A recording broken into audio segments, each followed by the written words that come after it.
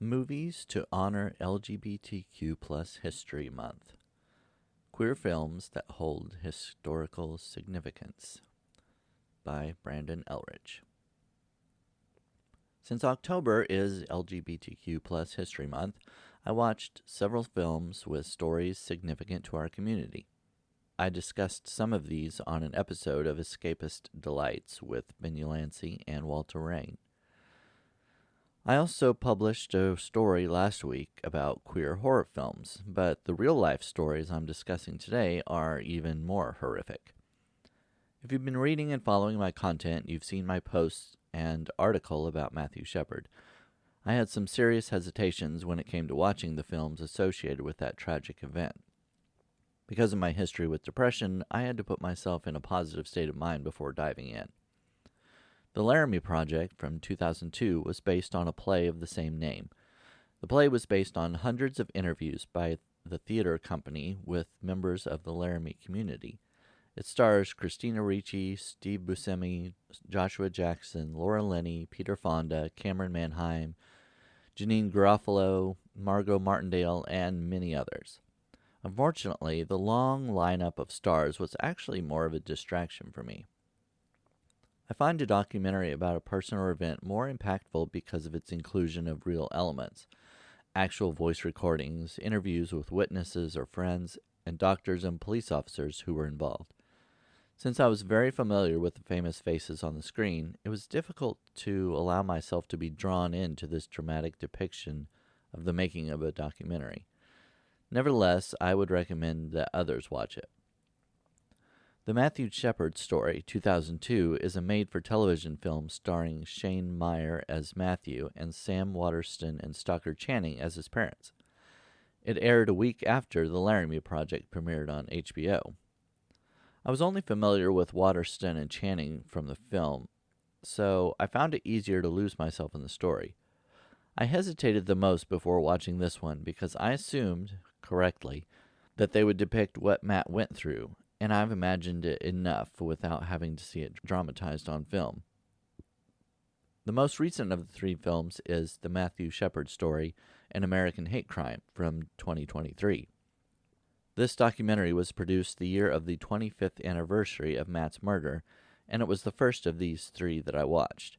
It was also the one that evoked the most emotional reactions.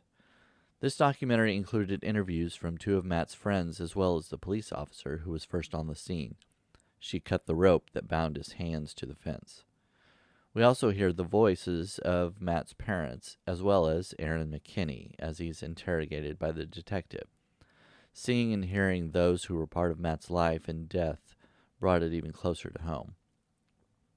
Then I watched the documentary The Brandon Tina Story from 1998. Which was released the same year of Matthew's murder. Of course, Boys Don't Cry with Hilary Swank came out just a year later. Brandon was murdered in 1993, which reveals that there wasn't enough of an outcry to stop hate and violence against the LGBTQ plus community, because Matt was murdered only 5 years later. Brandon went to the police station to report being raped by John Lauder and Tom Nissen, but the sheriff treated him horribly. I got angry when watching the interviews with the sheriff and listening to the audio tapes of the incident report. The sheriff was derogatory, abrasive, disrespectful, and questioned Brandon about why he was pretending to be a boy. Similar emotions arose when watching the interviews with Lauder and Nissen. The video clearly shows that neither man was remorseful about what they did. Nissen had a cocky smirk on his face the entire time and said he felt shame that anyone would accuse him of rape. He testified that Lauder pulled the trigger on all victims to avoid the death penalty. Years later, he took responsibility for shooting them, but both men remain in prison. I confess that I didn't know much about Harvey Milk before watching Milk from 2008. The depiction of the life and death of the gay rights activist and politician was both tragic and inspiring. Harvey did so much for the LGBTQ plus community, and it's so sad that his journey was cut short when he was just getting started. Since I have limited access to streaming platforms, I was only able to watch the first episode of Mary and George from 2024, but I loved what I saw. I also wanted to end this article on a more positive note. Julianne Moore plays the mother of George Villiers, who would eventually become first Duke of Buckingham. She uses her wiles to basically pimp out her son to the king. Historically, James VI and I was known to have male lovers, and it was rumored that a secret passage existed between the bedchambers of the two. They were often accused of sodomy, and it was widely believed that the relationship was romantic, evidenced by a series of letters between them. Naturally, many of the details are imagined based on what little information is available about the relationship between the two men. Nevertheless, it's a humorously entertaining show. Many other films exist depicting queer people throughout history, but I don't want to make this article too long. If you're a young person in the LGBTQ+ community, it's a good idea to learn what your predecessors went through. If you're not part of the community, it's equally as important to know what happened to some of these individuals so you can stand as an ally and prevent these tragedies from happening again.